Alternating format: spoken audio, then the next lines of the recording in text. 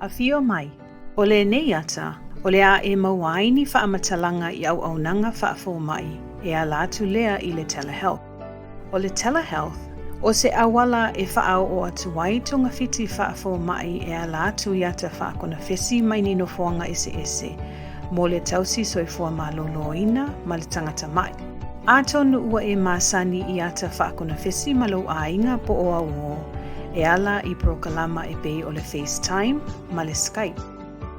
E malu puipuia prokalama o ata whaakona fesi mo le Telehealth, ma e tutusa lava ia inga whaaltu lafono mo le whaongaina o le Telehealth, ma auaunaga e Faia ini au Talavai I se whale mai.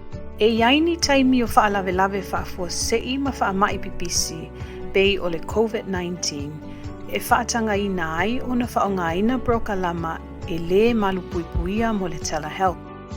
E iai taimi, e mawhai ona e tala au I se ofisa soifua maloloina po o se whalemai lata ani, e te wheso ta iai ma faʻafomaʻi po o se tausi mai, e whaonga ai le Telehealth. Ini tūlanga whaapea, o le a iai se tangata I le ofisa o le a whesosoani a te oe, e whaamatala le whaangasolonga o le asiasinga.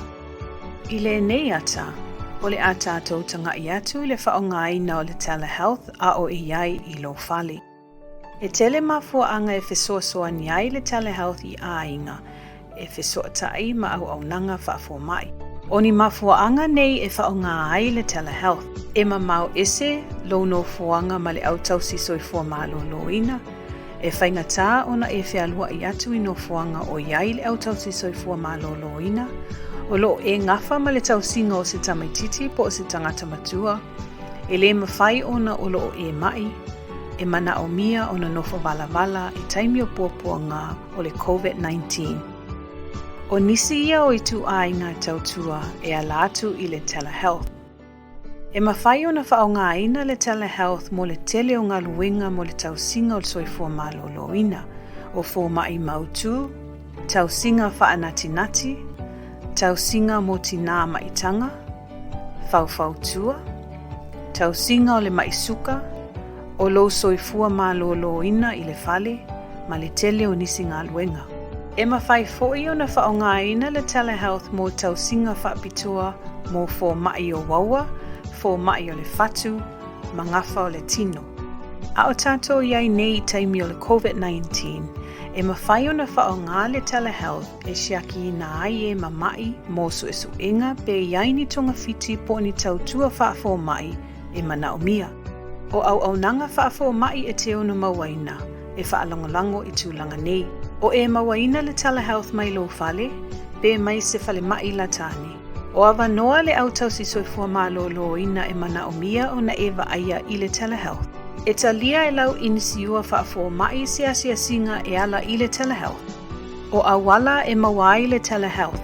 E lua ni awala e te mauaina ai ni auaunaga e ala I le Telehealth. Mua, e taitutusa ma le asiasinga faʻafisagai. Lea ua whaatulangaina ma le tausi soifua maloloina mo se aso ma se taimi whaapitoa. Lona lua, o se tautua mana o mia e te whesoʻotaʻi ai I se tausi soifua maloloina o loo awanoa I le taimi e te ulu whale ai I lunga o le laina a le Telehealth. Mo se asiasinga whaatulangaina, o lau tausi soifua maloloina, e mua I awatu ia te oe whaatununga, e winga I le awala e whaaulu whale atu ai le prokalama a le Telehealth. Mo se asiasinga mana o mia, e maasani ona e whesoʻotaʻi I se tausi soifua maloloina, e ala e se upenga ta whailangi. E ono awala atu ai I lau inisiua faʻafomaʻi, whalemaʻi, o fisa o le se tete o le soifua maloloina, po o se kampani tu maoti. E talia le inisiua soifua maloloina le Telehealth. E ese puipuinga a inisiua mo le Telehealth ma I le se tete ma le se tete. Ai o loo whaawau pea le whalau teleina o puipuinga a inisiua I le atunu. O tūlanga e pei o le COVID-19.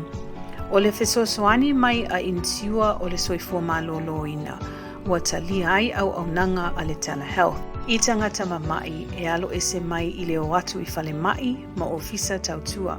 E mawhai ona e telefoni I lau company insiua e siaki le taliaina o auaunaga tau Telehealth. O le tele o taimi, e le sili atu le tau o le Telehealth na I loo le asiasinga whaafsaangai. A Faia iai se tau whaopopo mo le Telehealth, ia mawhauwhau pe a tonu e iai se tau whaopopo pe ana whai e te asiasi whaafsaangai. E mawhai o nā o fia ai tau o auaunaga, totongi ua misia, matau o le tausinga o le whanau. O mea e whai e sao niuni ai mo se asiasinga I le Telehealth. A whai e mana o mia se whaamatala upu mo lau Talavai. E te tau ona e whaeloa lau tau si soifua maloloina ina iaso a ele I o I le aso o lau Talavai. E te tau foi ona e whaeloa le ofisa tau si soifua maloloina I le taimi na whaatulanga ina I lau Talavai. E mawhai foi ona iai se isi e whesosoani ia te oe e wala au le ofisa ia mauti noa wa lato I loa e te mana o mia se whaamatala upu. Ina ia whesosoani ngā luenga lau tau si soifua malolo ina. Ia saunia o whaamatalaga I mea e te tee iai le tino, vai la au, tau whinga I le faʻafomaʻi, tau tonga, ma whaaiunga o ni au suinga. I nisi tūlanga, e mana o mia o na whaao atu nei whaamatalaga I lunga o le lainga, po o le meli, a e le I o I le aso lau asiasinga. Pe e talosanga foi e lafo au whaamaumaunga I le ofisa o le faʻafomaʻi. Mo asiasinga mana o mia, a tonu o le atu watu ne fesili e winga I lo soifua malolo ina I lunga o le laina, a e le amataina lau asiasinga I le Telehealth. E pe lava o au sauni uninga mo sau Talavai whaafsaangai, o se mea le leile tusi I lalo o ni au fesili, a e le amatalia lau Talavai. A tonu e te manao e tusi I lalo ni au tusinga I le taimi o le asiasinga, pe iai se tangata tali tonu inga o lou ainga, po o sauo e whesosoani e tusia mo oi. Tapenapena lou wawanoa. A whai e whaia I lou whale lau asiasinga I le Telehealth, ia mautinoa o na whaatulanga tonuina lau kompyuta, tabeleti, po o lau telefoni whiawea ai I o fōlinga, ina ia mawhai o na whesaanga I le lei ma lau mea po e ata. A tonu e mawhai o na whaonga ina ni tusi, po o nisi mea e whetu na iai lau masini I lunga o mata po o fofonga. A whai o loo e whaonga ina se tabeleti po se telefoni whiawea ai, a tonu e mana o mia o na whaatuina I lunga o se tūlanga tū mau. Siaki whesota inga I lau interneti po o lau telefoni whiawea ai, a ele amatalia le asiasinga. Ia mautinoa o iai le leo o lau masini, ma ia maualunga le leo o lau speaker, I se tūlanga e whaingofia ai o na e langona ina. E sili lou iai I se nofuanga file mu ma le tuma oti, e whai ai lau asiasinga I le Telehealth. Tau mawhai, ia mautinoa I le whaalawelawe se tamaititi, whangawhao, telefoni whiaweai, po o se isi a o Faia lau Talavai I le Telehealth. Whaapia foi, e aua le tau mafa I le taimi o lau asiasinga.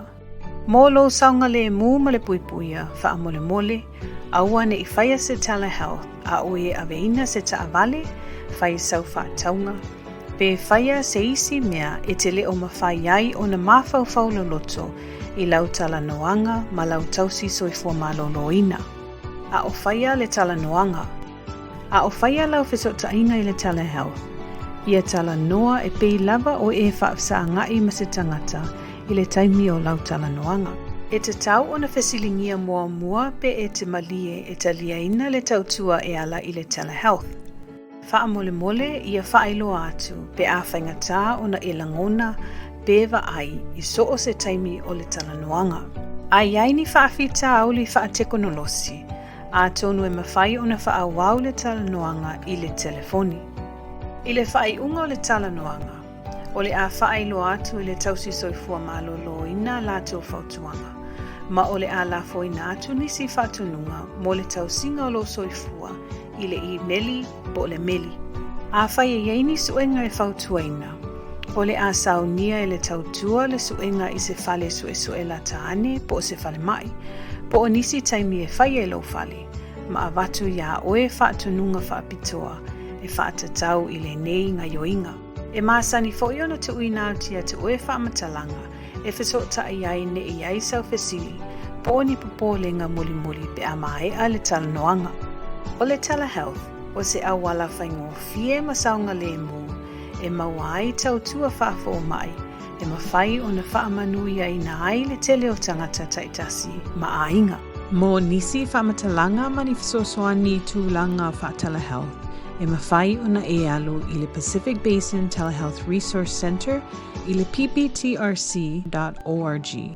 Po o le National Consortium of Telehealth Resource Centers i le telehealthresourcecenter.org. Masaili le whetaula i ngai au whiai lo stiti.